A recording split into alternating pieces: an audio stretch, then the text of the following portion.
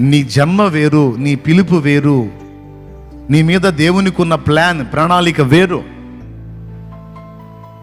నిన్ను దేవుడు ఎందుకు ఆ లోకంలోంచి పిలిచాడో, ఈరోజు ఇక్కడికి తీసుకొచ్చి కూర్చోబెట్టాడో ఒక్కసారి ఆలోచించు. నువ్వు మారాలి, నువ్వు నిలబడాలి.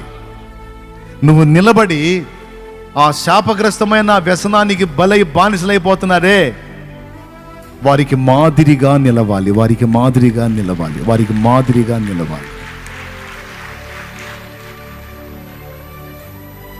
దేవుని ముందుకు రావాలి, నువ్వు దేవునితో మాట్లాడాలి. దేవా, నాకొద్దు ఈ దరిద్రగొట్టు జీవితం, నేను దీని నుంచి విడుదల పొంది ఆ స్థితిలో ఉన్న అనేకుల్ని బయటికి తీసుకొచ్చేటట్టు దయచేసి నన్ను విడిపించు అని నువ్వు ఆ శాపగ్రస్తమైన వ్యసనాన్ని హృదయం అంతటితో ద్వేషించాలి. నిజంగా